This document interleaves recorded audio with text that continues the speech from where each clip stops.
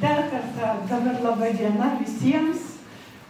Žinau, kaip labai jaudinamės mes čia ir tie, kurie laukia bibliotekoje, ir tie, man atrodo, kur atėjo būti kartu su mumis garsieji žmonės, nes kažkaip šiandien pagalvojom visi, kad šventė prasidėjusi prie knygų namų, prie gimtųjų mūsų Masiulio namų, išaugo į dabar, atrodo, kaip į kulminaciją. Ateina visi į mūsų biblioteką, nes tie du mūsų kultūros židiniai per amžius, nes mums atrodo, kad viskas buvo labai seniai, nors iš tikrųjų tai laikas labai greitas, buvo neatskiriami. Kaip ir visa Respublikos gatvė, kaip visa vasario 16 ta gatvė. Jeigu kartais tylom pastovėtumėm čia ties ta vieta, į mus iš ten alsuoja, man atrodo, spindi visa Panevėžio prakilnioji kultūra, pradedant, aišku, dar nueinant iki katedros. Kažkas tokio, ką reikėtų širdimi pajausti, išgyventi ir vis pasakoti savo anūkams. Čia Panevėžio, kultūros lupšys. Tai kiekvieno namo beveik galima atsistoti, čia tais ta Respublikos gatvės ir vasario 16 kampais, arba galima nueiti iki Senojo teatro, o gal netgi iki stoties, kur vaikščiojo mūsų gynėjai žmonės, pajausti, kokia nuostabi buvo to laiko dvasia, siela, šviesa. Jeigu dabar mes jau pradedam skaičiuoti 2. šimtmetį, mes tebejaučiam ir mus dar sukviečia. Ir mes, duok Dieve, kad kiekvieną širdyje neužmirštumėm dėkoti. Mes maitinamės iš to šviesos. Tai šiandien pas mus tikrai bibliotekoje, kuri tikrai jau kaip simbolis to gražaus Juozo Masiulio knygyno 120 metų jubiliejus, kulminacija. Mūsų biblioteka pavadinta, jau Karolina ir Arūnas matė, Masiulių knygynas iš kartos į kartą.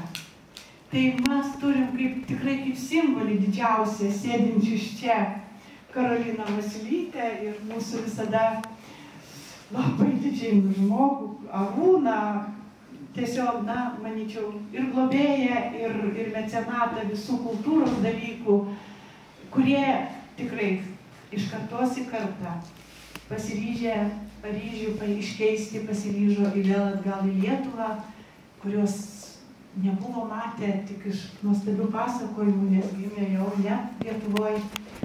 Ir atvažiuoti, lenktis šitai Panevėžio šviesai, puoselėti ir stengtis kaip galima daugiau, kad to šviesos pasiliktų Panevėžyje, žinant, kad iš kartos į kartą. Tai aš su tokia ilga lamentacija, kadangi nerandu žodžių, kaip pradėti, pradedu to šiandien vakarą, kuris tęsis tikrai ta mūsų didžioji šventė šiandien, kuri turėtų tęstis mūsų, tikrai spindičiuose ryduose ir mes grįžtume namo su pasididžiavimu. Tai pradžiai, kaip visada, mes kviesime mūsų bibliotekos direktorę Greta pradėti tokį patį renginį. Sveiki, gerbiami mūsų svečiai, kolegos, knygų bičiuliai, tikrai jau to žodžio prasme, ar knygyno, ar bibliotekos mylėtojai. 100-mečių kultūros įstaigų Panevėžyje yra nedaug. Mūsų būrelis didėja. Šiais metais labai džiaugiamės, kad muziejus jau prisijungia į 100-mečių gretas. Bet Juozo Masiulio knygynas mums yra pavyzdys, kaip ta įstaiga turi atrodyti, kaip 100-mečiai turi elgtis, kaip stovėti gražiai pasitempę. Tai aš manau, kad mums šis pavyzdys visada kelia nepaprastai didelį pasididžiavimą. Tiek rodant miestiečiams mūsų erdves, tiek išdidžiai sakant, kad tai yra seniausias lietuviškas knygynas Lietuvoje. Už tai ir šiandien susirenkam čia, padėkoti, pasidžiaugti, švęsti, paminėti. Tai noriu pirmiausia padėkoti Arūnui, nes jis visada duosiu už tai tokią dėžutę, už tai, kad jisai visada palaiko ir aš manau, kad yra didelė dalis Masiulių kartos. Maža, mūsų akimis didelė. Tai didelė jau dalis maža. Kad visą tai gyvuotų ir toliau. Dar vieną dėžutę. Taip. Dar Joanai noriu padėkoti už tai, kad tyrinėja Masiulius, už tai, kad ir mum pristato ir patį Juozą, ir visą Masiulių kartą. Tai labai ačiū. Ir už tai, kad jos dėka mes galim turėti Masiulio knygyną, jos šeimos pastangomis mes turime kuo didžiuotis ir dar linkim dar mažiausiai tiek pat metų.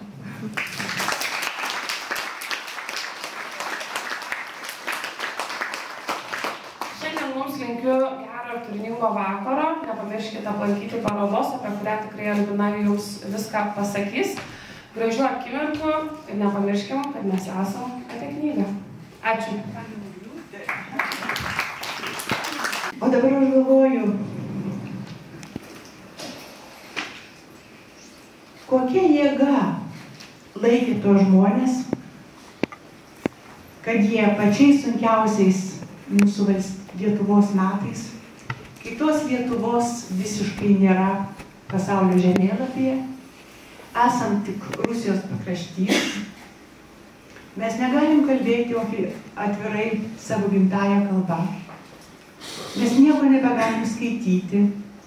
Mes knygą spausdintą lietuviškomis raidėmis, bet koks žandaras gali iš mūsų atimti ir išsiųsti į Sibirą. 19 amžiaus antra pusė. Po 1863 metų sukilimo, kuris mūsų pusė, kaip žinot, Šiaurės Lietuvoje, ir buvo ypatingai stiprus ir baisus, nes vyrai tai beveik visi negrįžo, arba lagerį, arba kažkur sumesti į bendrą kapą, kaip prie Petro ir Povilo bažnyčios, paskutiniai sukilėliai iš mūsų krašto, kitų žmonės. Staiga ta šviesa, kuri atrodo taip naikinama, staiga jinai žmogų įkvėpia taip, kad jis ryžtasi savo gyvenimą neatsieti nuo to, kas yra amžina. Ir tai turiu galvoje Juozą Masiulį, nes jis gimęs 1864-aisiais. Po sukiliminės, net ne po sukiliminės, dar sukilimo atgarsiai yra. Ir šitas žmogus ateina į pasaulį ir sulaukia tos baisios, tamsios, bręsta baisioj, tamsioj Lietuvos laikus, spaudos draudimo laiku ir ryžtasi, kaip jūs žinote, mūsų knygnešystės istorija, būti knygnešių ir knygininkų. Taip labai gražiai Joanos knygoje pavadintas. Ir 1905 metais, kaip jūs žinote, knygynas, dabartinis mūsų knygynas, kuris neprarado niekada to, ką jisai nešė, kokią šviesą, nei savo svarbos, nei savo pagrindinių uždavinių, nešti, dovanoti žmogui knygą, tebegyvena.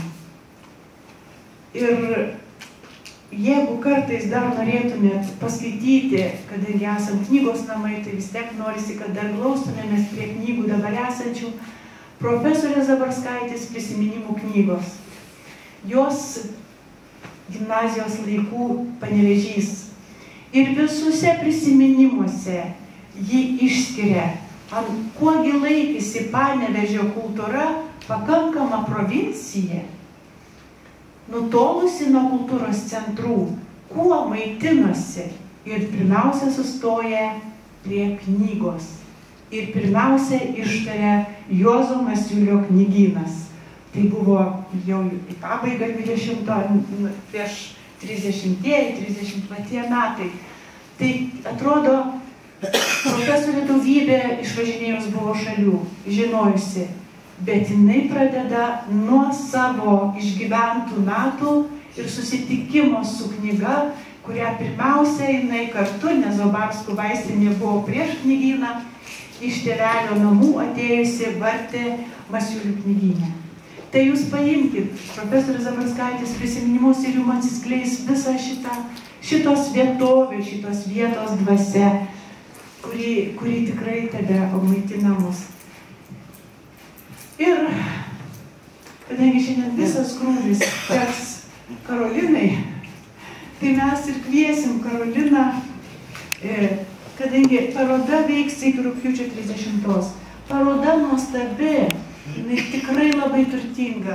Ir ačiū mūsų, kaip visada, retųjų spaudinių skyriaus, mūsų moterims, mūsų Sigutei, mūsų Rasai, mūsų Ilonai ir mūsų dailininkė, ir tikrai ir Joanai, kuri konsultavo Karoliną, kad šita paroda būtų tikrai atspindėtų Juozo Masiulio knygynui 120 metų.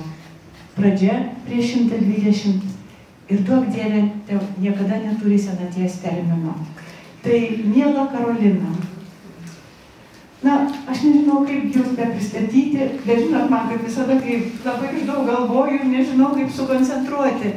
Bet man visada Karolina kaip simbolis, kaip ambasadorius Prancūzijoje, Paryžiuje, kai žinai, kad mūsų aktorė tuo metu Karolina, kad skaito Milašių, tai čia kas kita, bet kad jinai išdrįsta prancūzam kalbėti apie sesę Nijolę Sadūnaitę ir būti pačia Nijolė ten, taip, kad žiūrovai verkia salėje, kuriem labai toli mūsų Lietuvos istorija. Mūsų Golgotos nesuprantamos Paryžiuje gyvenantiems, jiem pasisekė. Tai yra didžiulė Dievo dovana Lietuvai ir, manau, visai europiniai kultūrai. Tai Karolina Masiulytė. Garbingi svečiai, visi. Nuoširdžiai dėkoju jums ir miela direktorė, kad su tokiu entuziazmu jūs sutikot prisidėti prie šios knygyno 120 metų jubiliejaus šventės. Tikrai, kad aš atėjau pas jūs, jūs taip tuoj pat reagavo taip teigiamai, taip buvo labai lengva su jumis. Ir ši nuostabi paroda, kurį dabar tik matėt, buvo sukurta su didžiuliu rūpesčiu Rasos, Sigitos ir Ilonos dėka. Ir buvo be galo įdomu bendrauti su jais. Ir dėkojam irgi ir Irina Noseva, kuri atsuko laiko juostą atgal, kad vėl ją įtrauktų žmonės ilgus metus lankiusi knygyne. Ir tokios nuoširdžios pastangos mus labai giliai paliečia.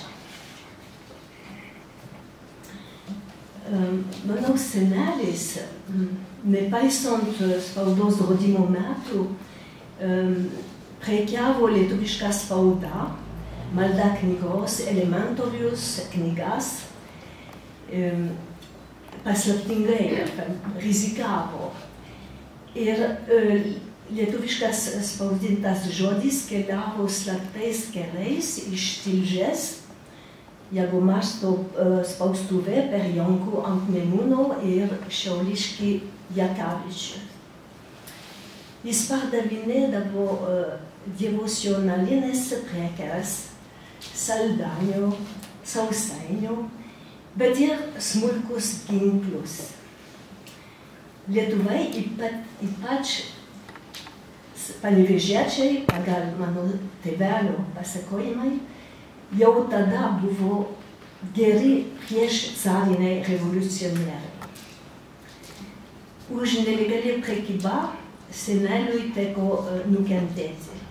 Caro administracija jį du kartus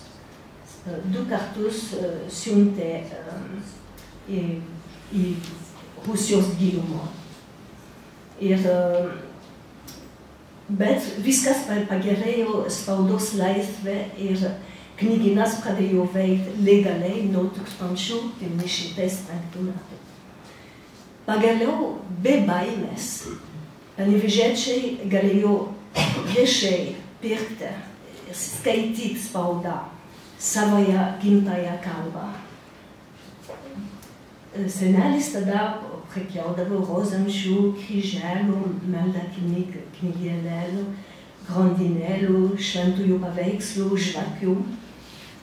Ir 1914 pradėjo leisti pats kalendorių su patarimais ūkininkams.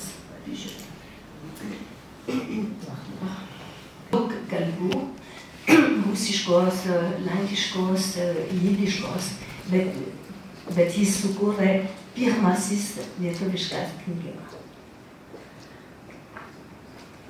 Bet kaip atrodydavo arkliais, kaip taksi, kur važiuodavo turbūt į geležinkelio stotį. Ir paskui aš turėjau pakalbėti apie savo močiutę, nes 1908 Juozas Masiulis susituokė su Juzė Masiulienė, kur kilęs iš Pumpėnus. Ir jinai labai susidomėjo prekyba ir turėjo savo galanteriją, kur aš rodysiu vėliau. Ir jūs matot, kad yra parašytas J ir J Masiuliai. Ta prasme, kad jis neskraustė savo žmoną ir pasielgė su moterimis visada labai pažangai. Jisai labai su didelį dėmesį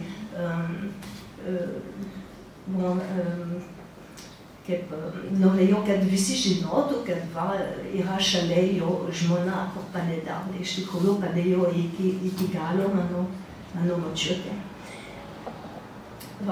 Čia 1928 metais Juozas Masiulis su savo vaikais, Ona Masiulytė ir Jona, mano tėvelis.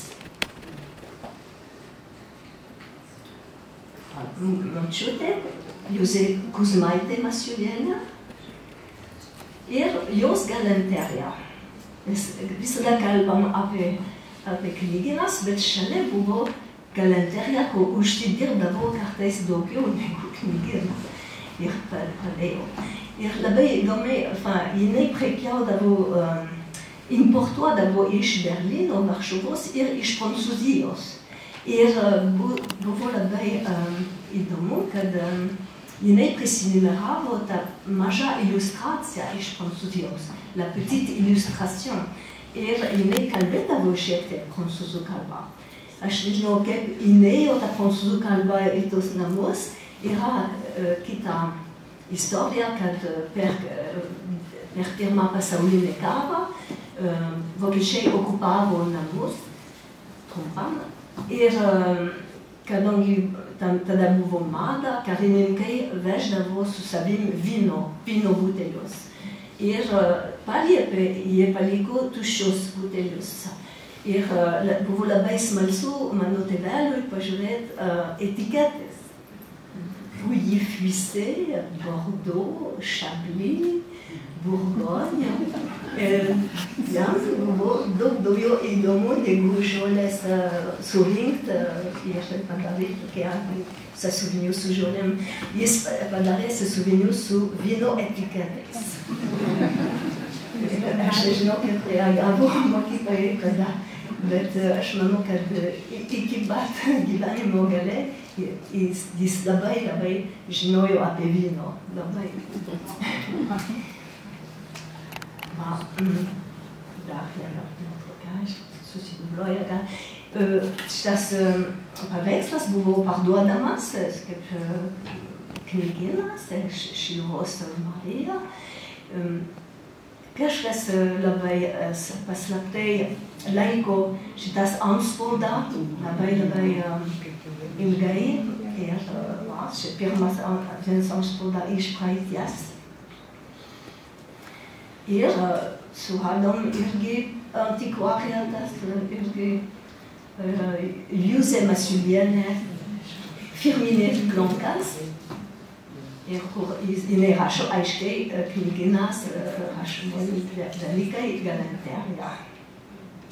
Galanterija prekiaudavo rinkinės iš odos, puderio dėžutės, elegantiški kišenėliai, veidrodėliai, maži prancūziškų kvepalų buteliukai, kvapnūs muilai, grožio priemonės kartais importuodavo iš Paryžiaus, segas, karoliai, auskarai, gintaro papuošalai, smeigtukai, adatos, jeigu jums domina.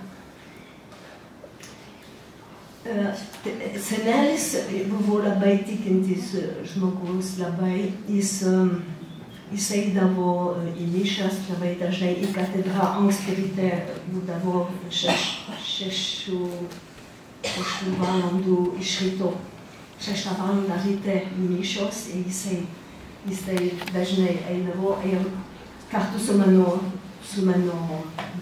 tėveliu, nes tada buvo mada, kad berniukas padalintų savo kambarį, kad senelis padalindavo savo kambarį su mano tėveliu ir ona su savo mamyte.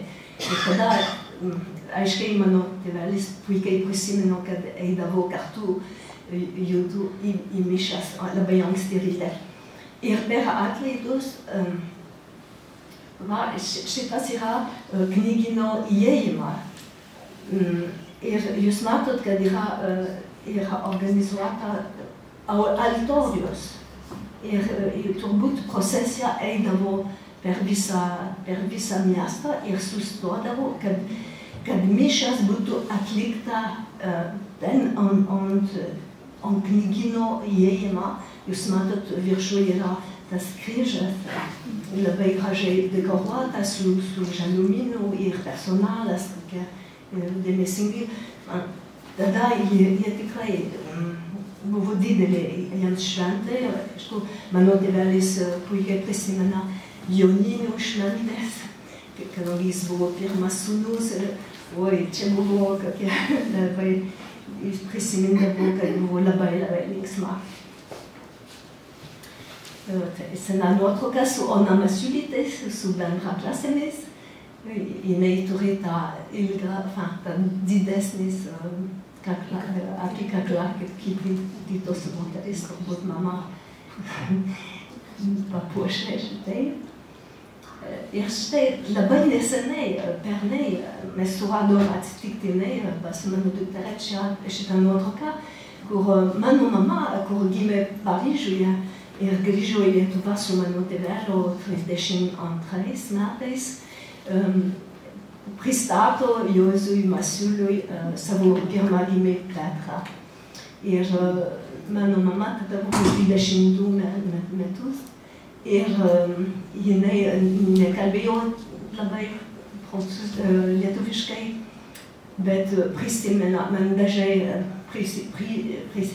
dažnai, kad senelis ją priėmė tikrai su atvirom rankom knygyne ir pasakė mano Marti. Ir jai pasiliko koks įspūdinga ir pradėjo mokintis lietuviškai. Ir dažnai lankydavo, jie gyvendavo Kaune su tėveliu. Tėvelis buvo Lietuvių Žemės ūkio kooperatyvos sekretorius Kaune. Su dukterė čia Bogumila, matosi labai graži nuotrauka, matosi koks žmogus jisai buvo, toks švelnus ir norėjo, kad visi studijuotų, yra daug gražių pasekojimų, kad jisai davė pinigų, kad visi galėtų studijuoti, kad nieko netrūktų, kad aišku, mokslas jam buvo labai svarbu. Ir svarbu buvo savo kolektyvą, labai fotografavo. Jie eidavo specialiai į studiją, nesusifotografuoti. Ir jisai surinkdavo savo personalo iš Šeduvos, iš valstiečių vaikus ir atsiveždavo į Panevėžį ir mokindavo ir buvo labai gera atmosfera. tuose namuose, jeigu jūs puikiai žinot, kad yra tokia atmosfera, kur niekur nėra. Nes buvo labai laimingi laikai. Lietuva laisva, spaudos draudimą panaikinta, galima spausdinti knygas, galima skaityti savo kalbą. Ir močiutė buvo irgi labai švelni ir jie gyvendavo trečiam aukšte personalas, jie turėjo algos, bet jiems nieko nereikėjo išleisti, nes jie buvo maitindami, čia buvo super gerai dabar, bet kad visa kolektyvas būtų maitindami ir kad neturėtų jokių išlaidų. Ir močiutės švęsdavo visus gimtadienius kiekvienam ir buvo labai gera atmosfera. Ir senelis, jis veždavo visus į kino teatras, į garsas. Mano tėvelis puikiai prisimena, kad visada filmai buvo rodomi su pianino ir staigai atsirado garsas. Ir tada pasivadindavo kino teatras garsas nuo to. O dabar gražus muziejus yra dabar. Ir teatro direktorius čia buvo prieš pasakydavo, kad šiandien Masiuliukai rezervavo dvi eilės teatre. Masiuliukai. Su savo seserė, Petrutė, Anelė Jonaitienė. Ir katedra, aišku, jisai vienas iš tų fundatorius, jisai padėjo, kaip per vyskupo konferenciją, buvo didelė šventė ir labai gražiai apšviesta, būtų smalsu sužinoti, kaip buvo apšviesta. Tada mes labai norėčiau, kad knygelis būtų apšviestas, šitaip būtų labai gražu. Tu kontūrai. Mano brolis Petras, vyresnis brolis, gimė Kaune ir Juozas žiūri savo įpėdinę, labai gražiai su sūneliais. Ir paskui jisai po mažu pasėmė ir irgi labai neseniai, gal prieš kelis mėnesius, buvo atrasta šitą nuotrauką, turbūt yra toks labai geras ženklas. Aš manau, kad jis yra knygyne ten ir skaito. Ir visada gražiai aprengtas, su kostiumėliu, visada, kaip jūs matėte, ir su kepurė, kaip kažkas toks. Vienu metu aš paaiškinau knyginę vaikams, kur atėjo, jie norėjo interviu padaryti iš mokyklos, eikite, paklauskite Karolinai, kaip būdavo ir viską. Ir aš paaiškinau apie Juozas Masiulis, kad jis čia sėdėjo tam knyginėje ir visgi vėliau Arūnas įnėjo į knyginą su savo kepurė ir sakė, o čia jis?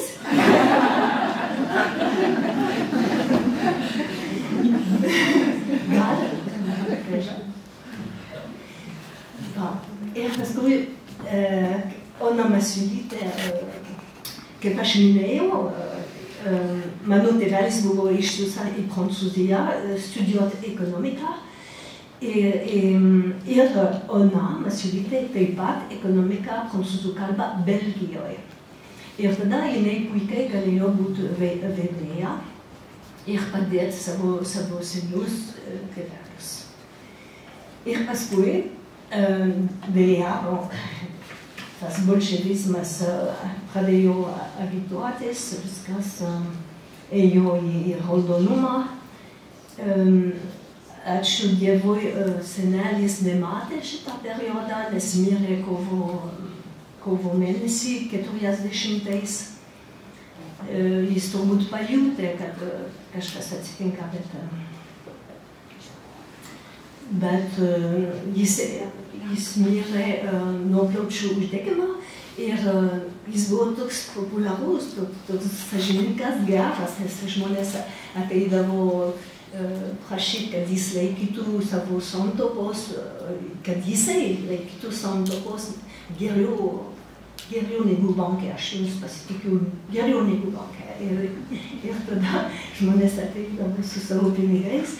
Na, ta prasme, buvo labai dosnus, geras žmogus ir ta aura pasilieka iki dabar, aš manau. Ir kada jis mirė, labai gražu, aš nežinau, koks choras, kada jis mirdėjo, atėjo po jo lango ir gražiai dainuodavo, kad jiems būtų lengviau išeiti. Ir tą dieną,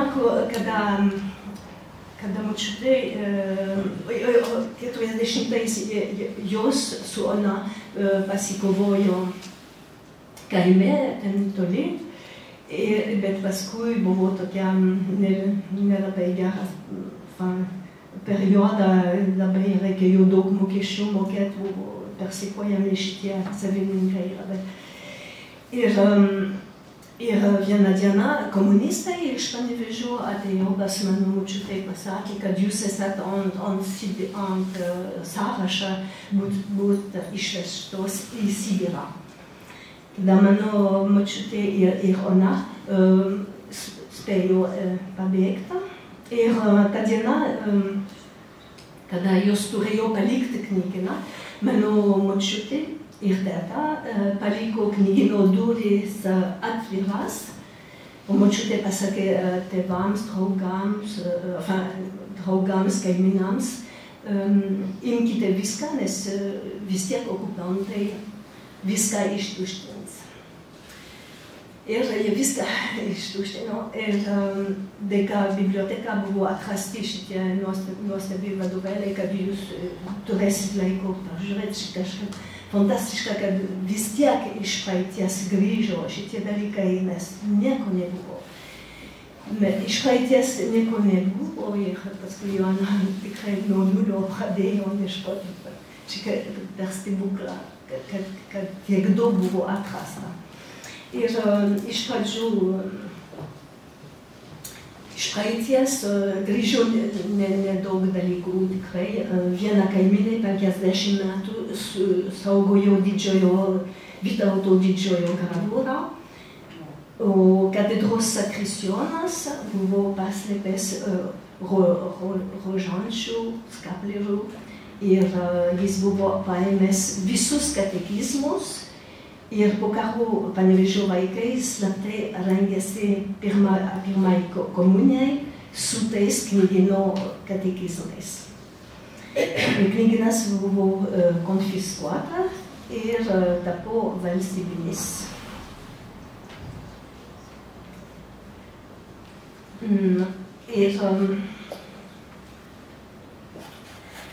Ir tada jis buvo nebe Jono Masiulio knygynas, bet centrinis knygynas.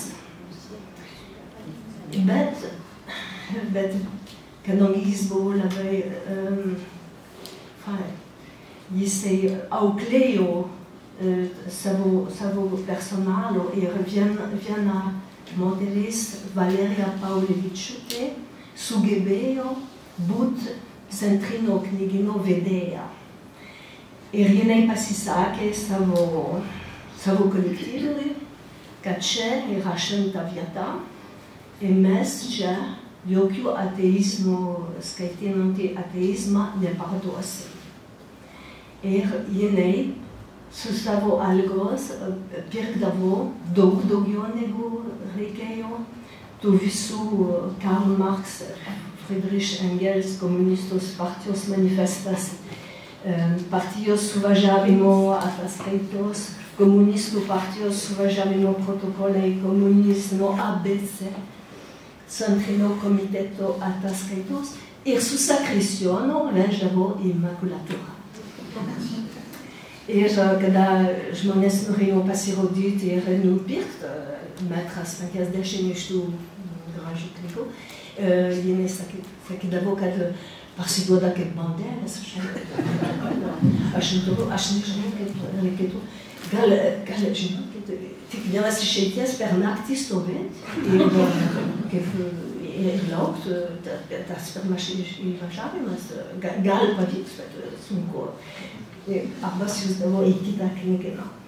Ir aišku, Valerija Paulevičiūtė supranta, tai buvo Angelas Sargas, dabar su kita pardavėja. Aš nežinau, kas tie knygas, aš nežinau, ar čia enciklopedija, gal sužinosim vėliau. Bet jinai buvo nuostabi. Vienu metu buvo krata ir jinai laikė sandėlį, laikė katekizmus vienam dėžė ir atėjo milicija ir pradėjo kratą. Visus pavadinimus patikrinti. O jinai spėjo pasakyti savo seserį ir dar vieną pardavėją. Bėkite dabar ir pradėkit, žvakutę įdėkit ir pradėkit melstis. Ir jūs bėgo tą padaryti. Ir sakoma, kad jie viską apžiūrėjo.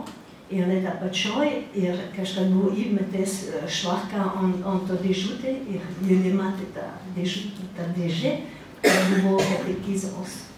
Va, tokia Angelas Sargas. Ir už tą prekybą jinai gavo medalį iš Lenino medalį, kad geriausia pardavėja panevėžyje tos literatūros. Va, kaip išsisukdavo nuostabų žmonių tikrai. Ir buvo irgi pasakyta, kad labai gražu liko, aišku, iš praeities mano močiutės, mano senelio drabužiai ir kasmet jos vedindavo tų drabužių ir pasakydavo, jie grįž vieną dieną. Aš prašau. Bon, ir va, knygynas biskį niūru, nebėra altorius, aišku, biskį niūru. Ir viena, kur mes žinojom iš Paulevičiūtė, Valerija Paulevičiūtės, kad knygyne kabėdavo Aušros vartos Marija, paveikslas ir jinai dėdavo, tam name antram aukšte jau buvo padalinta į daug mažiukus butus ir vienas KGBistas gyvendavo ir ateidavo į knygyną ir žiūrėjo paveikslas. Šitą negalima. Jinai atsakydavo, bet visada buvo čia paveikslas. Ir nuimkite, prašau. Ir nuimdavo ir ant rytojos vėl. Švagėlė kabindavo. Ir tada jisai numojo ranką ir liko Šventą Mariją. Knygyne. Šitas portretas, kur pažįstate, jisai yra knygyne, jisai buvo nutapytas knygyne, kaip jūs matot, ir mano močiutė suvyniojo tas portretas išeidama iš knygyno ir vežė per visą Vokietiją ir laukė emigracijos į Ameriką ir paskui jisai buvo Amerikoje, kur močiutė mirė su teta Ona ir teta Onytė, aš ją aplankiau, aišku, paskui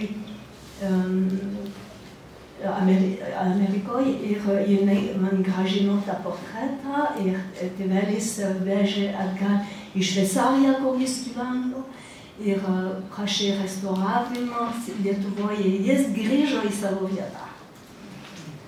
Tai keliavo viskį per pasaulį. Tada. Alors, 1977 mano tėvelis turėjo galimybę gauti leidimą važiuoti į Lietuvą. Jis tada dirbdavo su inžinieriais iš sovietais, rusais ir dėl kitų reikalų. Ir šitie inžinieriai pasakė, jūs gražiai kalbat rusiškai, jūs esat rusas. Jis atsakė, nu, aš esu lietuvis ir aš negaliu grįžti į savo šalį, nes jinai yra okupuota. O šitie sovietai pasakė, Lietuva okupuota, bet nėra okupuota. Tėvelis atsakė, aš negaliu grįžti, neleidžia man grįžti. Ar tada jis kaip, galima važiuoti kaip laisvai į Lietuvą. Jis pasakė, tada duokit man šitą galimybę, vizus organizuokit. Ir kadangi buvo kitas ministras šalia, kaip liudininkas, jie negalėjo atsisakyti. Ir šitaip galėjom grįžti į Lietuvą, grįžti, aš niekada nebuvau. Tėvelis tada atvažiavom į Vilnių, per Maskvą, aišku. Ir aišku, jis negalėjo prašyti aplankyti Panevėžį savo knygyną, aišku, kad ne. Bet jis galėjo pasakyti, aš noriu aplankyti Juozą Miltinį. Jie buvo susipažinę Paryžiuje, kada tėvelis buvo Paryžiuje, jie bendravo. Ir nuo to laiko jie susirašinėdavo ir su mano močiute. Ir aišku, mes turėjome eiti pas generolas Petronis, didelis komunistas, kolaborantas. Ir tėvelis jam pasakė, kodėl jūs išdavėt Lietuvą. Ir pasakė, Lietuva tada buvo kaip butelio kamštis ant tokia audringa jūra, reikėjo ją pririšti prie ko nors. Gerai, aš laikau šitą sakinį ir įdėjau į Nijolės Sadūnaitės spektaklį, kada tardytojas kalba.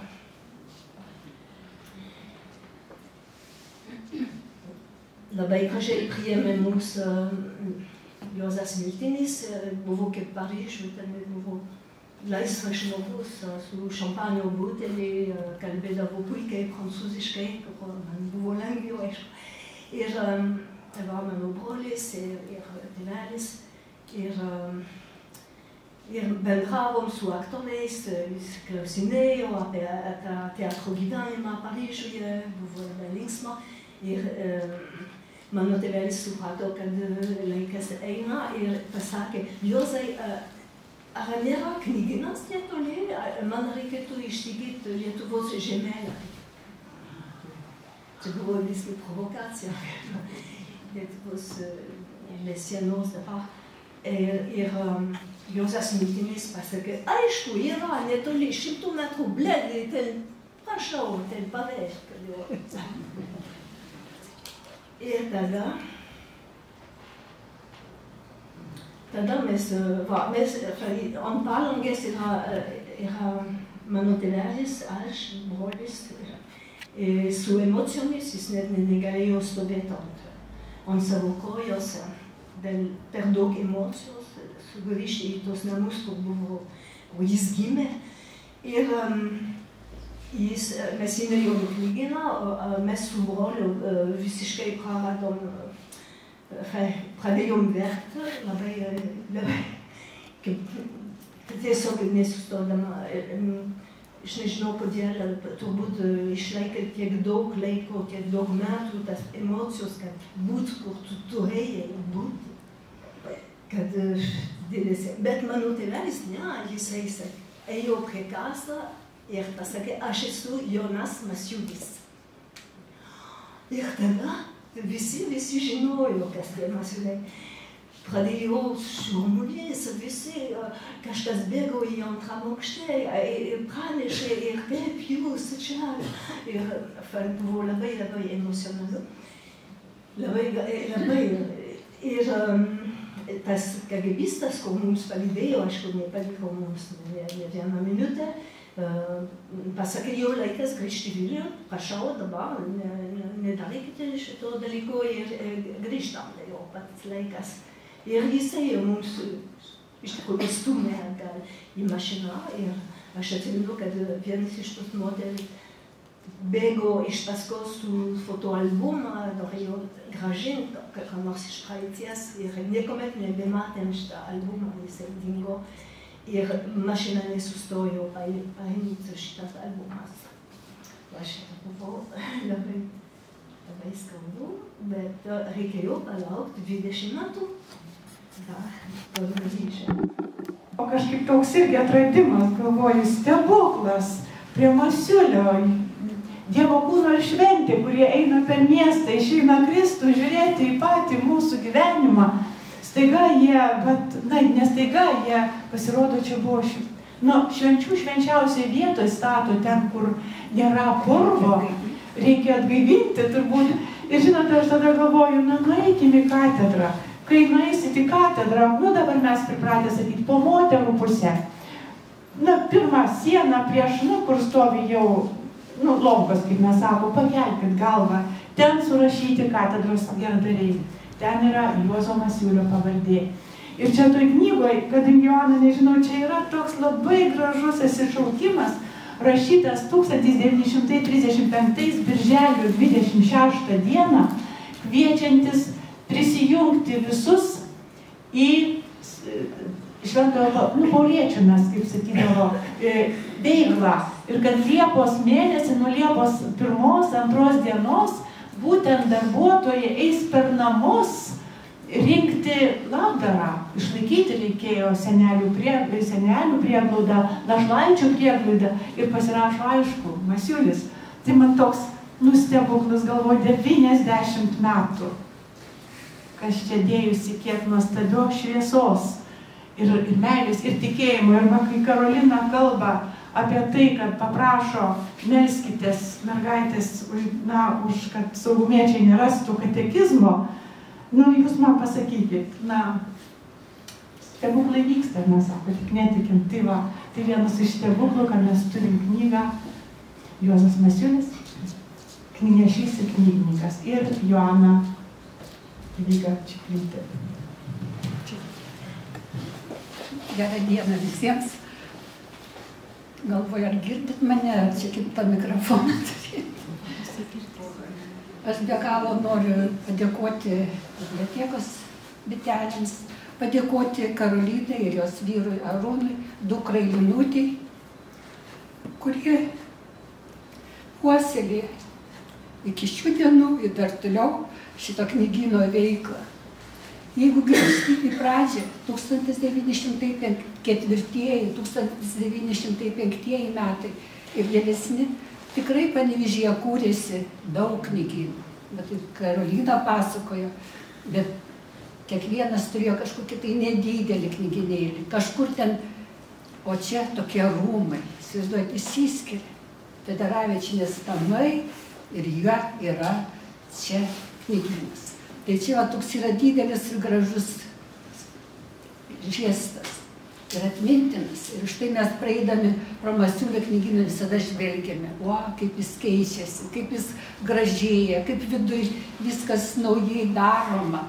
Tai ir išlaika. Ir išlaikas. Ir iki šių dienų dabar Linutė viską tvarko šitą knygyną. Bet aišku, tėveliai irgi padeda.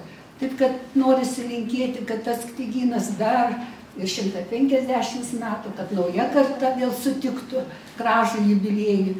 Ir ta knyga, lietuviška knyga, liktų mums ilgai ir labai brangi. 20 metų tai jau kaip knyga išleista. Ir aš galvoju, čia dabar Karolina daug pasakojo, noriu pasidalinti 4 tokius momentus ar 5, kurie man 20 metų bėgyje tiesiog prisiminė. Tai reiktų pasakyti, kad šitą knygą išleido leidykla Žara ir ta knyga buvo pristatyta pirmąsyk Vilniaus knygų mugėje. Tai tikrai man, pavyzdžiui, buvo tai pirmas įvykis atvažiuoti, vis tiek kažkokie dar Panevėžy, sako, provincija, o čia istorikė paėmė, parašo knygą. Ir žinokit, nepaprastai buvo, daug žmonių susirinko. Ir labai jaudinančiai visi klausė to pasakojimo ir Karolinos, ir mano. Taip kad daug Dieve, daugiau tokių knygų ir kad galima būtų jas pristatyti tokio didelį knygų šventį kaip mugė. Antras man labai įsimintinas knygos yra sutiktuvės, tai Vilniaus universitete, kada mane ir Karoliną pakvietė į pačią gražiausią Vilniaus universiteto aulą, salę, kurioje saugomi patys brangiausi knygos, dokumentai. Prie didelio stalo susirinko komunikacijos fakulteto profesoriai, docentai, pažangus studentų būrys. Ir mes su Karolina dvi sėdim ir pasakojam apie knygos išleidimą, kas yra tas Masiulis ir kaip tas vertinama. Tai žinokit, ir vėl man toksai kompleksas. Kaip čia dabar aš iš Panevėžio ir čia profesoriai man prašo autografą parašyti. Kažkaip tai nejauku, bet tai yra toks faktas ir man labai labai įstrigo. Na ir kitas yra labai svarbus faktas, kad knygą mes pristatėme ir Panevėžyje, pačiam Masiulio knygyne. Susirinko irgi pilnas knygynas žmonių, kurie stovėjo tą visą valandą, o kanklininkė Regina Daniūnienė paėmė kanklės ir pakankliavo. Tiesiog kaip padėka už šitą išleistą knygą, padėka šeimininkams Karolinai ir jos vyro Arūnai, tai irgi labai įsimintina. Dabar ketvirtas faktas.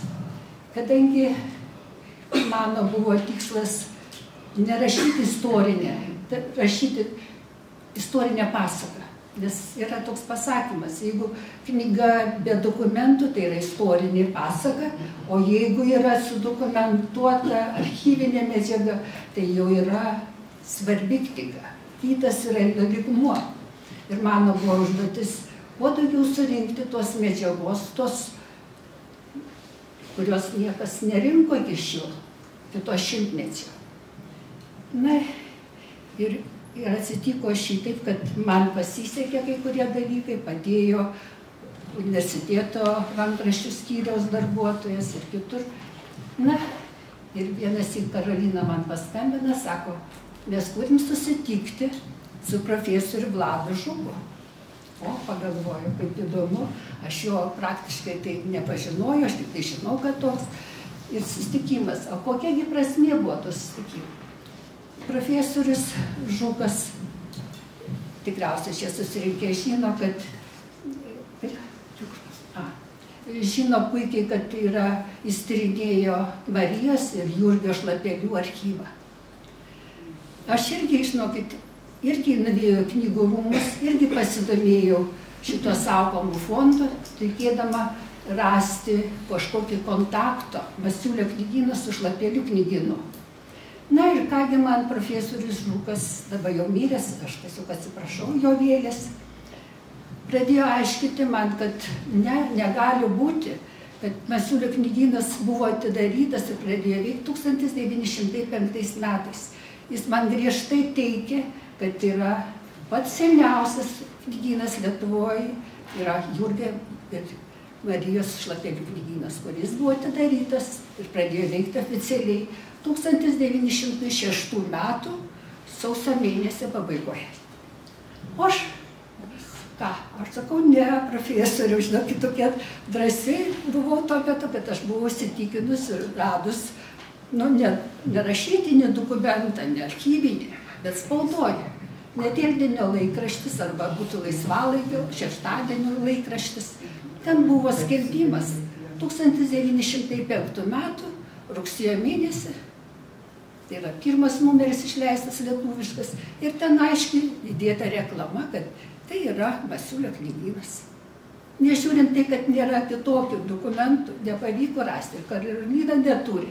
Tai šita reklama šitam laikraštį leidžia teigti, kad tikrai pralenkiam mes Šlapelius ir Lietuva turi dabar visi, bet šiandien ir transliuojame kaip tik 5 valandą Lietuvos radiją Karolinos pasakojimą, kad tai yra pats seniausias Lietuvoje knygynas švenčiantis 120 metų. Ir aš manau, kad paplokim Karolinai.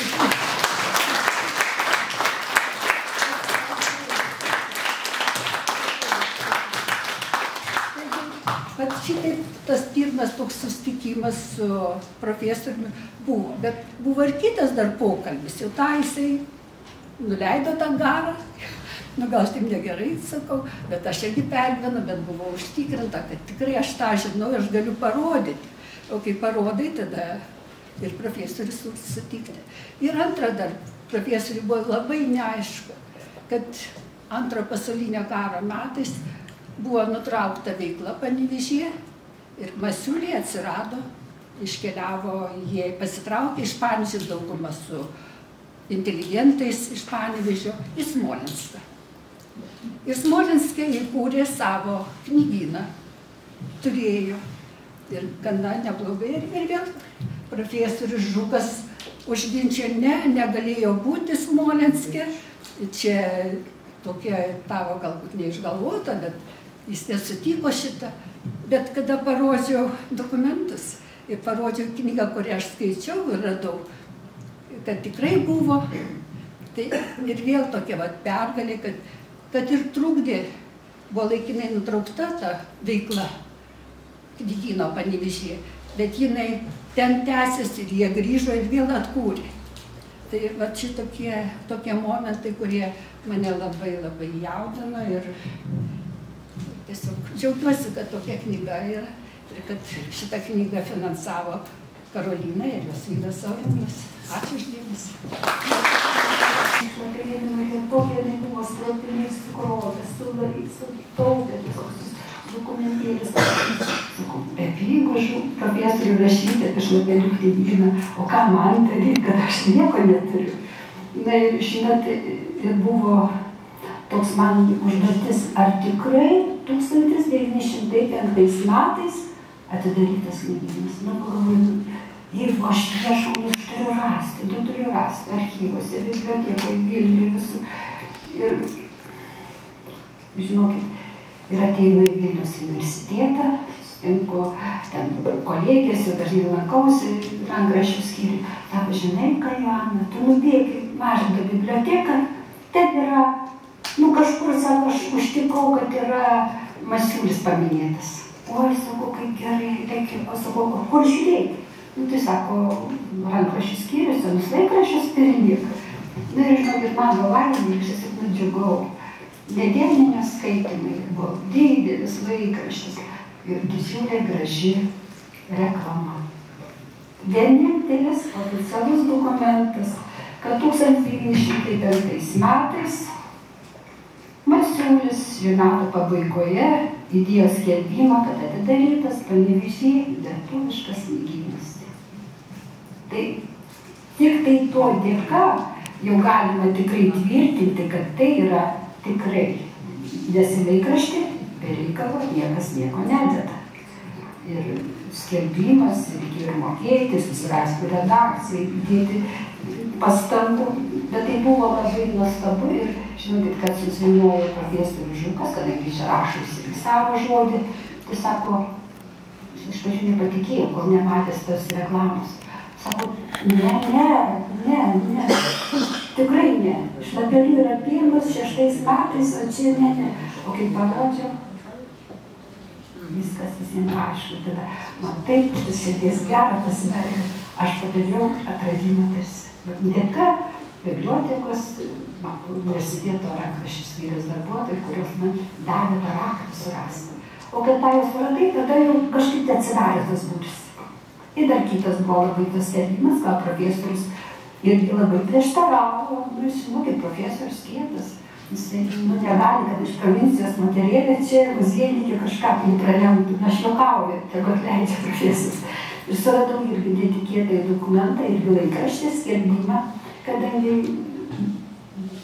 prasidėjus Pirmam pasauliniam karui, visi pačiai inteligentai, jūs skaitėt, o tikriausiai žinot, jie visi pastraukė Rusiją. Ir tarp ir Masiuliai. Ką jie ten turėjo, su 2 vaikais sitraukė. Ir dabar iškyla ir profesoriui Žukui, kadangi jie grįžo į Lietuvą, apčiuopiama.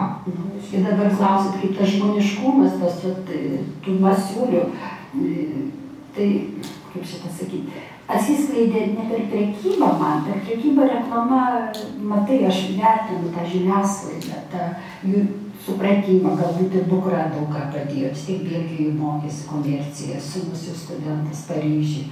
Tai turėjo įtakos ir prekių atsivežimą, ir tų žurnalų gavimą. Bet man patiko jų labai atsiskleista visuomeninė veikla. Tai nepaprastai, man tai labai buvo.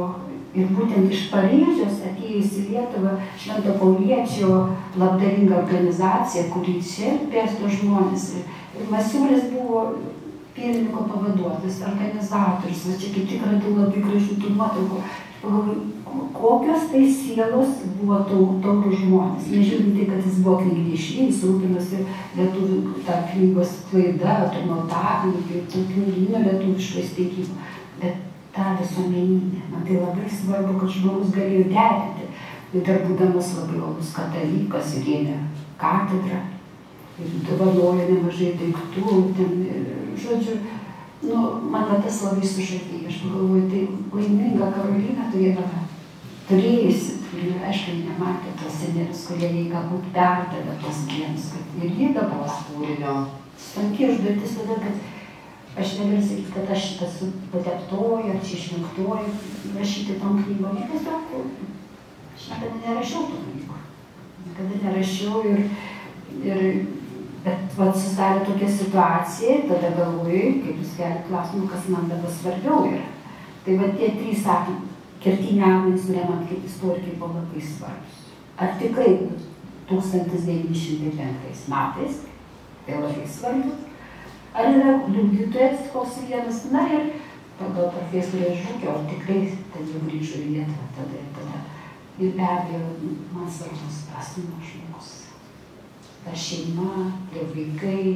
Ir tada, kaip pasakyti, įterpti nemažai ir prie to žmogaus, to laikmečio faktų. Tu turi parinkti, kasgi tada buvo, kaip gyveno Panevėžy žmonės, kas ten tada vyko. Kasgi vyko tada 18 iki 40, nes 40 mirė Masiulis. Kasgi jis vienas tai nebuvo knygynas. Buvo ir daugiau tų knygynų. O ką jie darė? Kokia tai buvo konkurencija? Ir vis tai tada galvoju, kad čia yra toks, kaip šitą sakyti, ir dokumentinė, ir meninė, ir publicistinė. Toks tiesiog rinkinys tų minčių, kad kiekvienas gali skaitydamas.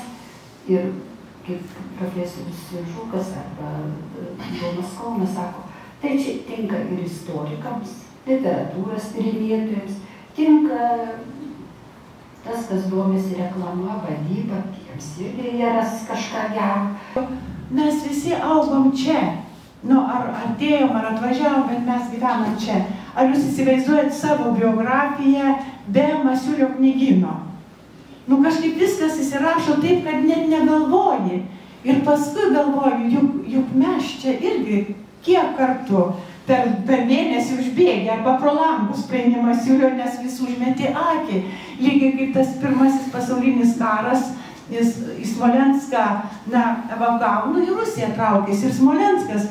O Smolenske tuo metu jau su Kauno kunigų seminarijos archyvų būsimasis mūsų pirmasis vyskupas Kazimieras Paltarokas. Ir jie ten susitinka, jie aukoja mišias, jie ten būna kartu.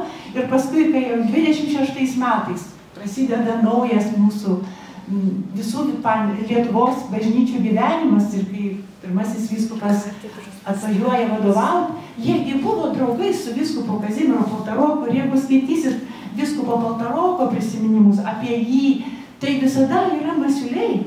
Ir Juzė Masiulė, kurį, kokia veikla, kaip rinko labdarą, važinėdavo po visą apskritį, Rokiškis, nes reikėjo tos pinigus sukaupti. Tai kiek daug čia yra tos paliktos dvasios, kuri neturi senaties terminų. Jis sugrįžta, jį čia yra ir gaubia mus ir saugo, kad mes dar visi esam Panevėžys, su gražiais, giliais kultūros pamatais. Tai lenktis tik reikia ir galvoti, ir kaip tu neištarsi to Justino Marcinkevičiaus prieš knygą nublanksta visai pasaulio stebuklai. Kurgi mes gydom savo sielų žaizdas, pasaulio ir savo sielų žaizdas. Knygynas, Juozo Masiulio knygynas, mūsų auginės irgi Ir tarybiniais metais čia mes ateidavom vaikai žiūrėti į lietuviškas knygas. Tai, Karolina, dar tęsim, ar dabar jau Arūną kalbėsime? Labai labą vakarą, labai mėly, labai brangus panevėžiečiai, kaimynai, kolegai, knygynų mylėtojai. Leiskit man prisistatyti. Aš esu Arūnas Petras ir Povilas Paliulis.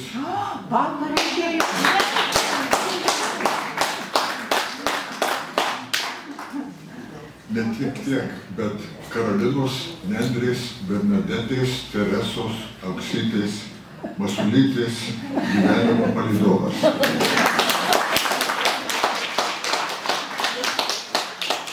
Dabar norėčiau trumpai pakalbėti apie labai gilią, įdomią, spalvingą asmenybę. Steigėjo Juozo Masiulio sūnų Joną Masiulį.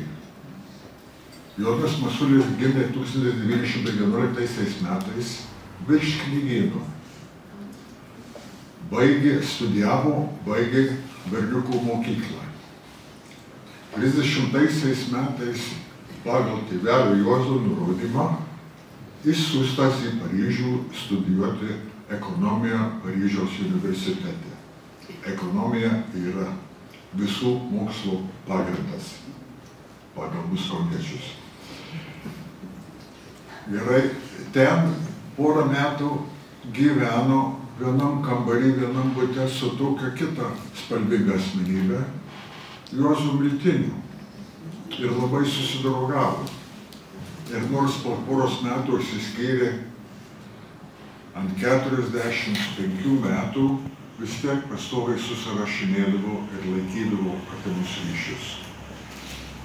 Netrukus po to susirado, įsimylėjo ir pasipiršo Karolinos motinėliai, Angelei Jankauskaitei.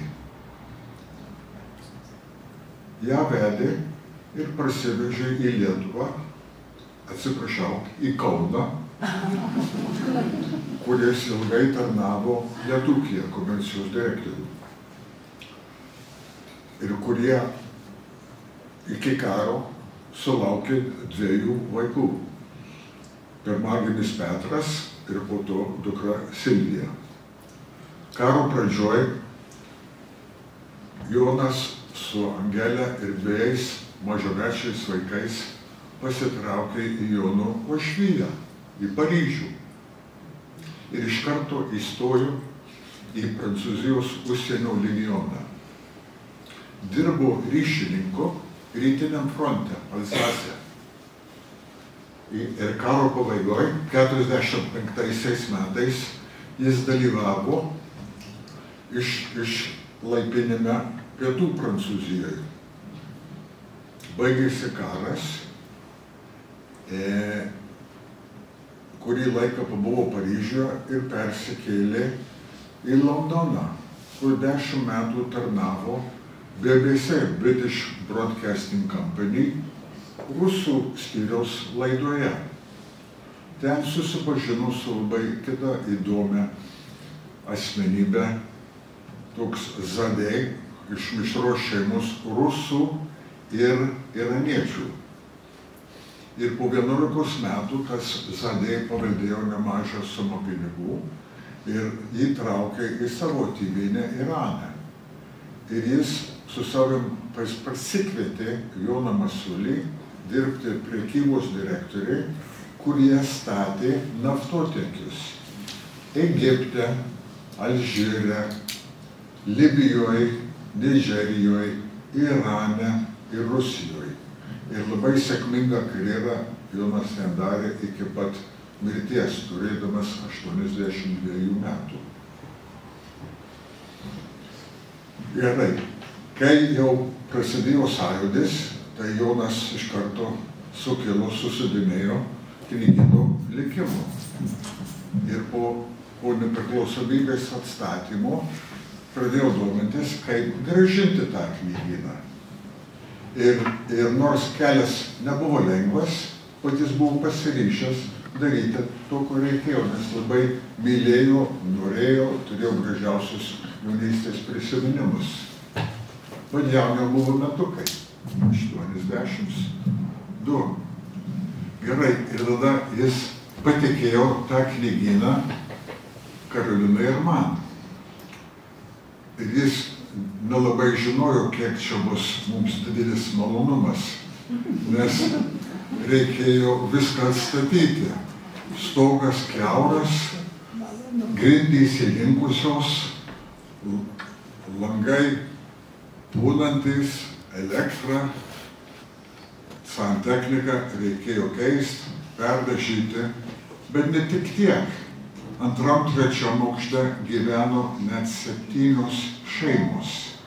Ir pagal tų laikų įstatymus grąžinamas turtas tiems buvusiems savininkams, jie privalėjo leisti nuomininkams gyventojams pasilikti 5 metus arba jiems išpirkti naujus ekvivalentinius būstus.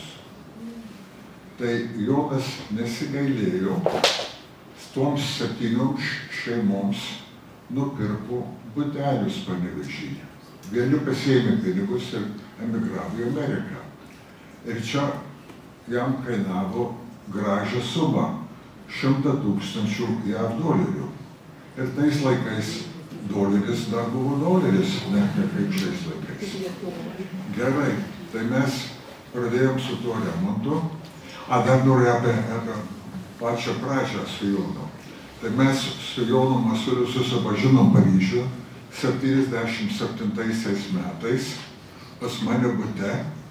Ir jis labai mandagiai, bet santūriai į mane žiūrėjo. Išklausinėjo mano šeimos, mano gyvenimo istoriją, mano išsilavinimo, mano darbo istoriją. Ir po to vakaro girdėjau, kad jis Karolinai pašnibždėjo, sakė, atsargiai su tais amerikonais. Jie mąsto kitaip negu mes.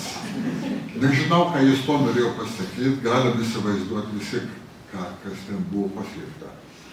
Gerai, bet 6 metus labai artimai draugavom, kasdieną susirašinėdavom ir jis labai domėjosi tuo knygyno atstatymo remonto darbais. 93 metais, dirbom 4 metais, dirbom 5 metais, baigėm tą remontą. Matu čia. Gerai. Tvarkoj, dar apie Joną Masiulį. Jis buvo nepaprastai įdomus, gilus, apsiskaitęs, pakeliavęs, išmintingas, labai klausantis. Jis niekad bendrakalbininkų nepertraukdavo, visada pilnai išklausydavo labai įdėmiai. Ir vieną gražią dieną atėjom į knygyną ir mūsų buhalteriai, Nijolė Gudienė, čia iš dešinės pusės, sėdėjo prie darbo vietos ir verkė. Ir ašaros byrėjo nuo akių, nes jau buvo ką tik gavus laišką iš Jono Masiulio iš Ženevos. Ir tam laiške buvo labai gražus, švelnus, spalvinga padėka ir pagarba už pasiaukojimą knygynui. Ir paklausė, Nijolė, kodėl jūs verkėte? Trumpai atsakė, kad Lietuvoje jau nebeliko žmonių, kaip Jonas Masiulis. Ir toks jisai ir buvo. Visada pasipuošęs su gražiu kostiumu, baltais marškiniais, šilkiniu, itališku kaklarykščiu, batai nuvaškuoti, tik vienas plaukas vietoje. Ir matant iš jo tėvelio nuotraukų, matėsi, kad tėvelis jo irgi visada puošėsi. Kiekviena nuotrauka su kostiumu, su šlipsu, plakučiai savo vietoje. Toks jisai buvo žmogus Jonas Masiulis ir džiaugiamės, kad iki 95 metų jis dar sulaukė knygyno 90 metų jubiliejų, kai jau buvo remonto darbai baigti. Prašau, Karolina. Ir čia dažymo fasadas. Žinote, dabar praėjo 33 metai, jau reikia ir kartoti tuos visus remontus. Dažom knygyną, reikia atnaujinti elektrą, santechniką. Ir užrašą, kad jau Užrašą dabar šią savaitę užbaiginėsim. Gerai. Karmenė.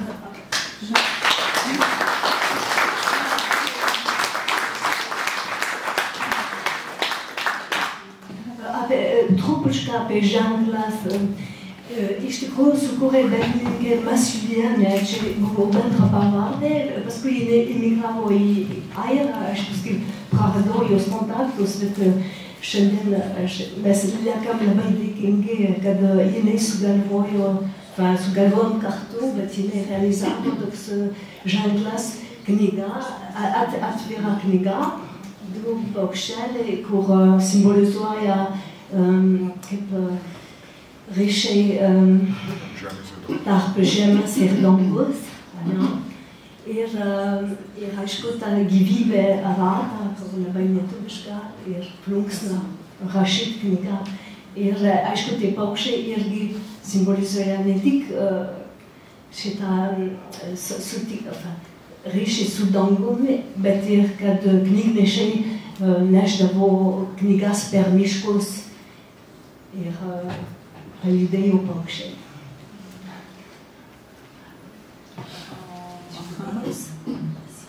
Va, 95 metais knygynas šventė 90 metų jubiliejinį sukaktį. Ir Jonas sulaukė, labai apsidžiaugė, labai gražiai kalbėjo, sveikino visus. Ir dėja, praėjo 3 mėnesiai, po to turėdamas 84 metus nusimirė Ženevoje. Bet džiaugiasi, kad galėjo dalyvauti knygyno jubiliejuje. Mes pakvietėm pučiamąją orkestrą, nes kada mano senelis buvo labai geras ir populiarus žmogus Panevėžyje ir jo garbė gaisrininkų pučiamą orkestrą ateidavo pasveikint, kada jį pasveikint per gimtadienį. Mano vyras labai norėjo atnaujinti šitą tradiciją, šiandien yra šventas Juozapas ir dėl to jis sutiko groti šiandien tokia linksma muzika.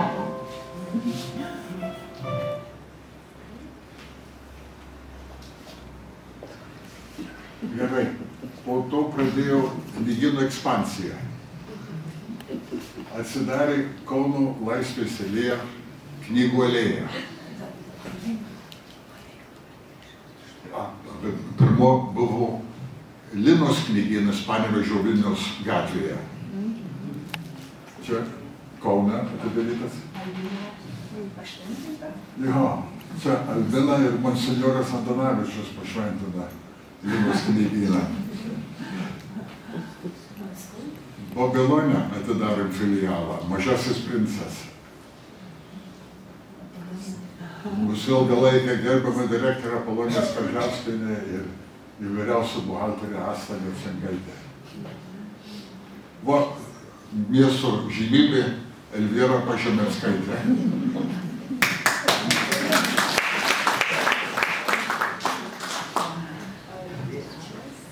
Vilniuje prie Halės turgaus atidarėm irgi knygyną prie Halės. Visur išlaikydami panašus interjerus kaip ir Panevėžio pavyzdžiai. Čia atidarymų minėjimas 2002 metais knygyno alėja. Va.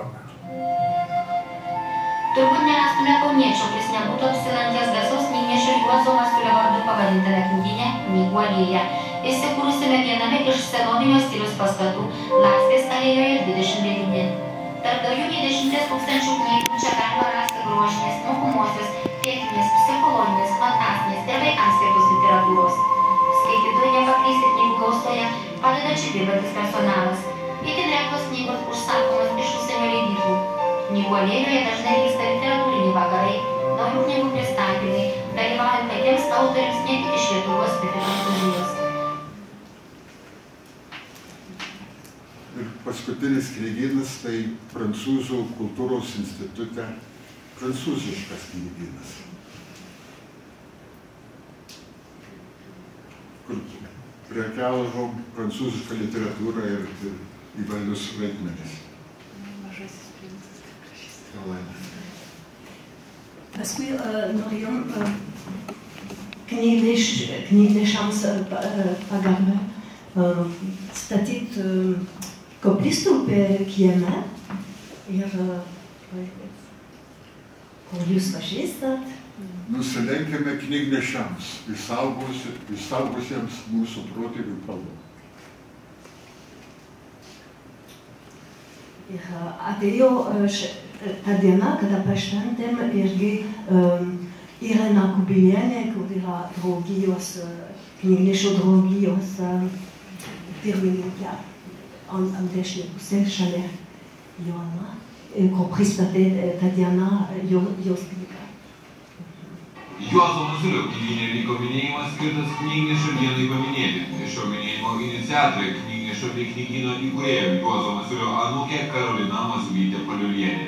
Bus renginys apie knygnešį Juozą Masiulį, nes aišku, panevėžiečiai žino, kas jis buvo, bet buvo tik jo gimtadienį, praėjo šiemet yra 100 metų, kad mes turim laisvą spaudą. Ir tas sukaktis sutampa su mūsų 99 metų sukakti. Prasme, kad yra labai linksma. Mes dabar esam laisvi, spauda laisva. Ir reikia prisiminti žmonių, kur taip jų dėka mes esam Lietuvoje, galim kalbėti lietuviškai, bent blogai. Dalyvavo šitie išimūs žmonių iš Panevėžio, labai mieli buvo ponas Stadikūnas, kur jo tėvelis buvo poetas be sparnų ir rašydavo poezijos, kad Juozas Masiulis spausdindavo. Paskui daktaras Neveravičius, bičiulis labai nuostabus žmogus, kur keliaudavo tik tai su atvirutės. Jis niekur nekeliavo Europoje, bet jisai prašydavo atvirutės iš visų šalių, iš visų muziejų. Jisai paliko biblioteką į savo kolekciją, 1000 atviručių. Jis labai keliaudavo į Prancūzų institutą, tik pamatyti meno albumus. Nuostabus žmogus. Ir aišku, ponas Baliūnas, kur laikė Balškonių gimnazijų, tad nuostabus muziejus, kur figūruoja ir mano tėvelis, labai žymų žmonių.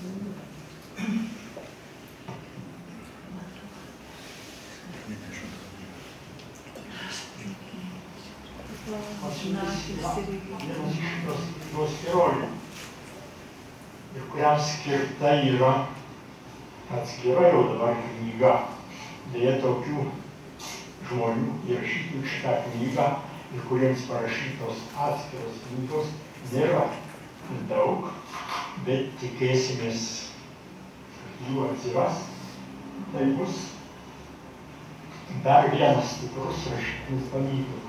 Pavadinom šitą knygą Lietuvos knygnešių daraktoriai. Pabrėžti tą žodį ir pagerbti tuos žmonės daraktorius būtent. Ypatingą pagarbą jie nusipelnė ir ypatingas jų indėlis į spaudos atgavimo istoriją, kovojant prieš spaudos draudimą. Jeigu nebūtų daraktorius, jeigu nebūtų motinos, kuri mokė prie ratelio, tai, kažin, ar knygnešio reikėtų. Jeigu žmogus nemokėtų skaityti lietuviškos raidės, tai kam tada reikėtų knygos? Tai pirma, reikia išmokyti skaityti, o paskui jau perka knygą mokančią, sako laikraštį, žurnalą. Taigi ir norėjusi šitiems žmonėms pastatyti paminklą, rašytinį paminklą.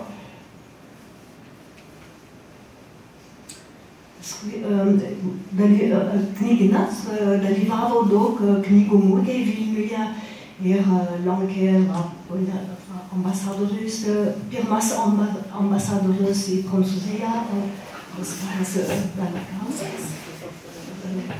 Liolis Sadūnaitė atėjo ant mūsų stendo pasveikint, pakalbėti. Paskui įvairių žmonių, kaip atrodydavo Masiulio knygynas, ambasadorių. Ir knygyne irgi ambasadorius Michel Turen, kur dovanojo labai daug vadovėlių, tada prancūzų kalba buvo kalbama beveik visur Aukštaitijoje, o dabar beveik ne.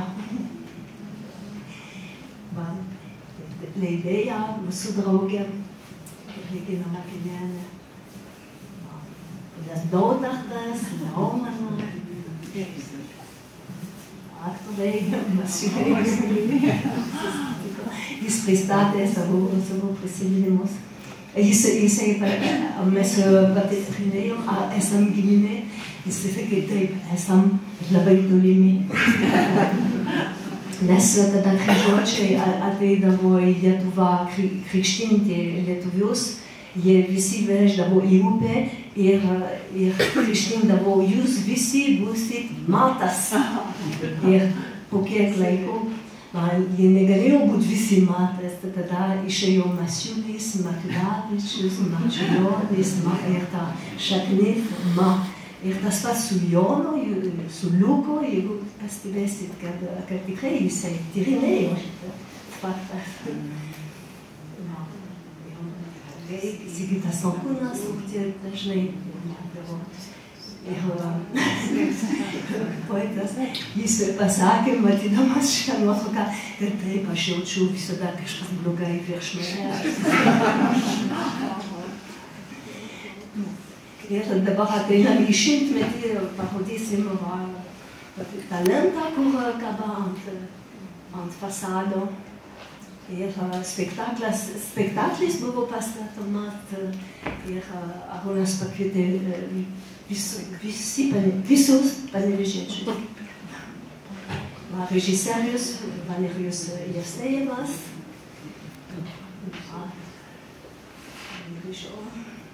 Žmonės išeina dabar iš teatro. Šiandien mes visi darom šiai gražiai daliai paminėti skirtą lentą sukurtą skulptoriaus Žygo. Oras su mumis suokalbėjęs, vaizduokim tik tiek, kad dabar gaustų lietus, pūstų šaltas vėjas. Mes visi taptumėm kiek ilgesni, sušalę, mes galim pasišypsoti, pabūti laike, sujungti laiką. Pasidžiaug, 120 metų pagalvojau graži data nuo Dyknešių himno, kur iki dabar panevėžiečiai Dyknešių ainį kovo 16 dieną susirenka, padainuoja šias gražias eilutes, padeda kėlės ant savo senelių prosenelių ir artimųjų kapų. Viskas susiję, viskas unikalu, turim kuo didžiuotis. Prisiminkime tas akimirkas. Leiskit paskaityti tą patį žavų 120 metų senumo himną.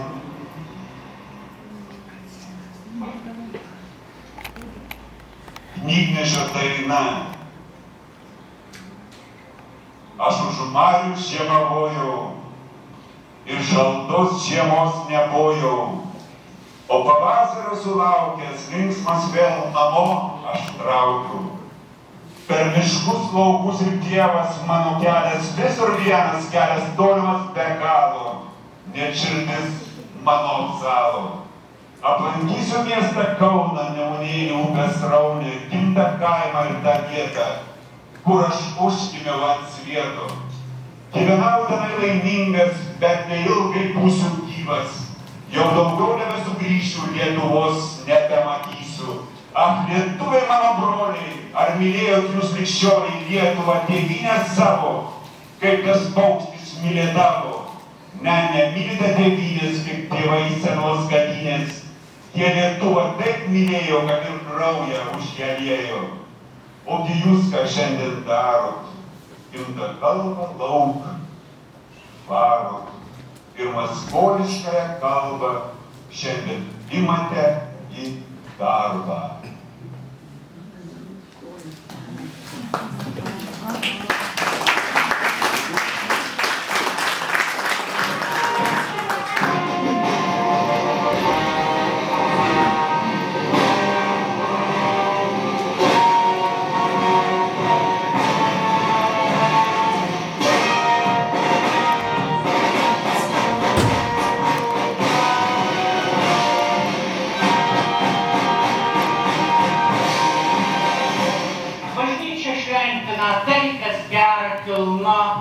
Ir visa tai kyla iš tos dieviškos išminties gelmių, kad drauge su katedros garbingu klebonu mes pašventinsime. Viešpats su jumis. Sargelį viešpatį Dievę palaimink šią lentelę memorialinę atidarytą to garbei, kuris nešė Lietuvai kultūrą ir dvasią, kad kiekvienas, kuris pažvelgs į šią lentelę, prisimintų garbingą, prasmingą lietuvių tautos istoriją.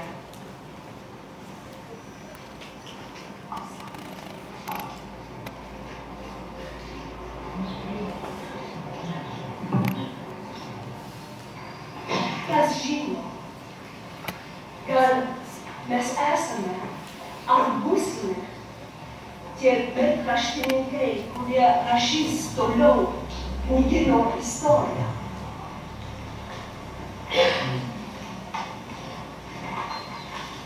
Bandykim prisiminti, ką mūsų knygynėlis, kaip ir mūsų tauta, pamatė ir patyrė šį šimtmetį.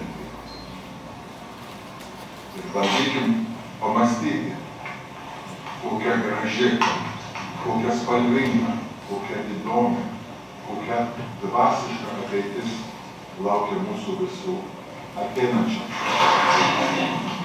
Ačiū, kad atėjote Aukštaitijos plentu, Nevėžio kalnais, iš Klaipėdos, Kauno, Šiaulių, Baisogalos ir Vilniaus. Ačiū, kad esate tokie gražūs. Ir gerai.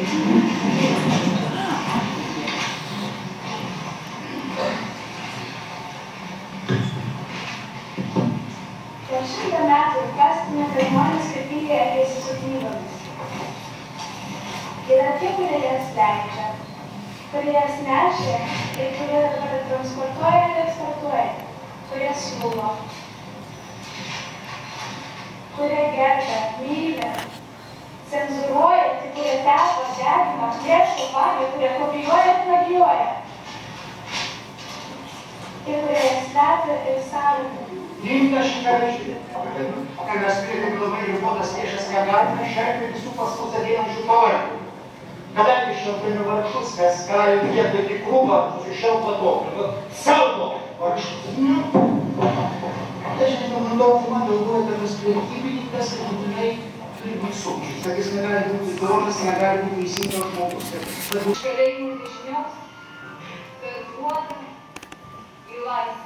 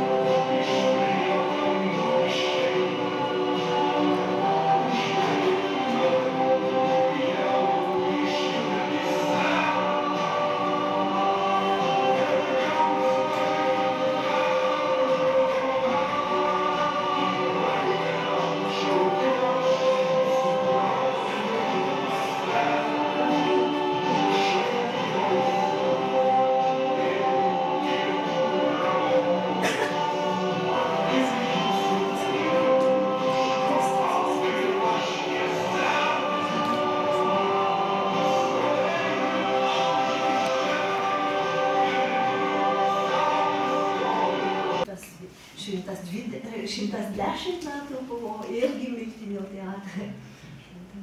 Pyragas,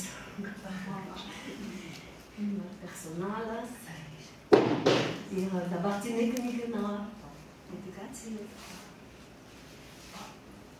Dabartiniam knygyne, ypač šiandienom kasdien vyksta edukacinės programos moksleiviams, kurios veda mūsų dabartinė direktorė Ramutė Lešinskienė.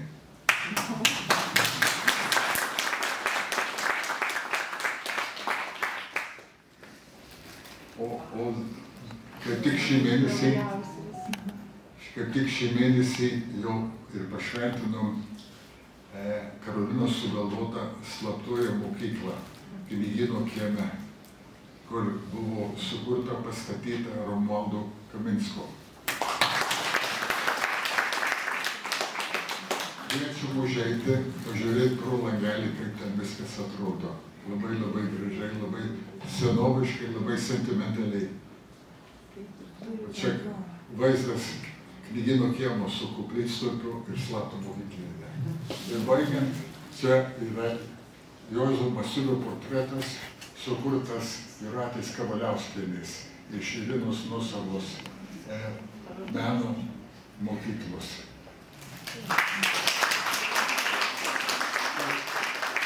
Su kuo baigiant šią programą, norim visiems jums padėkoti už dalyvavimą, už ilgalaikį knygynų palaikymą ir labai mielai kviečiam užeiti ant taurelės į gretimą kavinę Nendrė Vėjyje. Bet virš visko norim labai mielai, labai nuoširdžiai, labai giliai paprašyti, net maldauti, kad knygas pirktumėt tik Juozo Masiulio knygyne.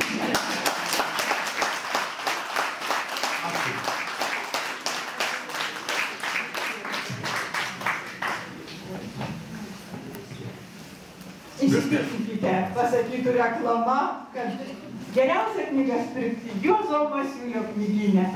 Mėly žmonės, dabar labai gražiai išeina, neišeina, bet išeina į priekį. Mes labai gerai pažįstam šitas gražias moteris iš Masiulio knygyno. Karolina ir Arūnai, mėly svečiai susirinkę į šį gražų, nuostabų, neįprastą knygyno jubiliejų.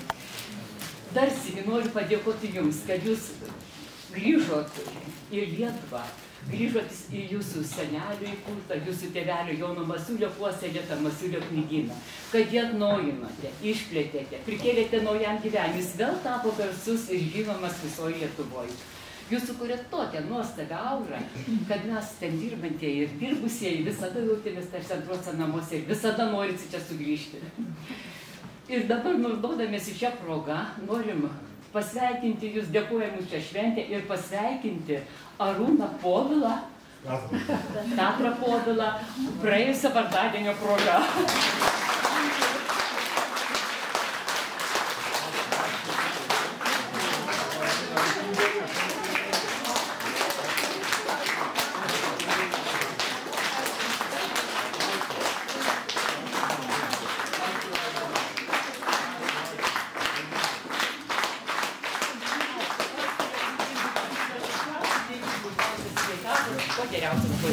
Ką galim pasakyti, tik tai lenktis, dėkoti ir tik lieka jūsų meilė žodžiai. Birželio pabaigoje prašau visų neužmiršti, kad yra ne tik joninės švenčiamos, bet ir didžiųjų Petro ir Povilo vardadienis, kuris nėra menkesnis ir kuriai galim garantuoti šiltus, giedrus orus, o ne taip kaip per joninės.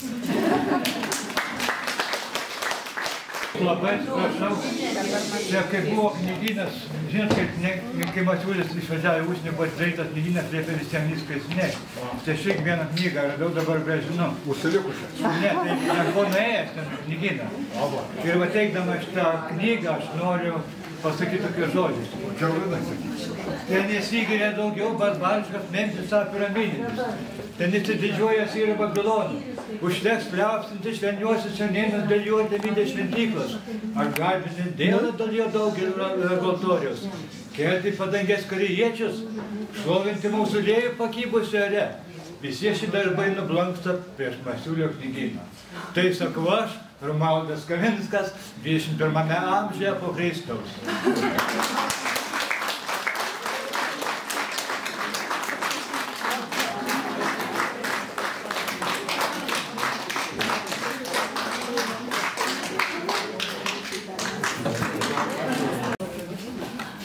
Valdinį režimuoti dalykos,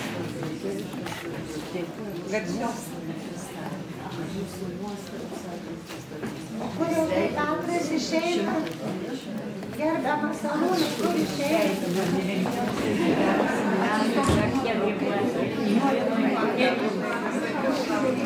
Vadyti, atsistokis nuotraukai.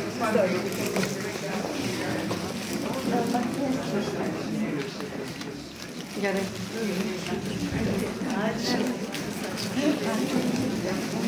Mūsų Lietuva, Prancūzija asociacijos prezidentė. Labai labai mylima, gerbiama, kūrybinga. Tiesiog mes labai dėkojam ir džiaugiamės, kad esam su ja. Ir kuo toliau Vilniuje narių daugėja. Taip kad linkim, kad ir čia būtų mylinčių prancūzų kalbą.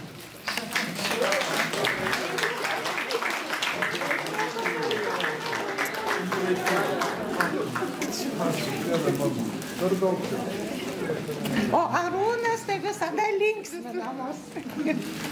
Ateikite į Nendrę vėją, bus dar linksmiau. Labai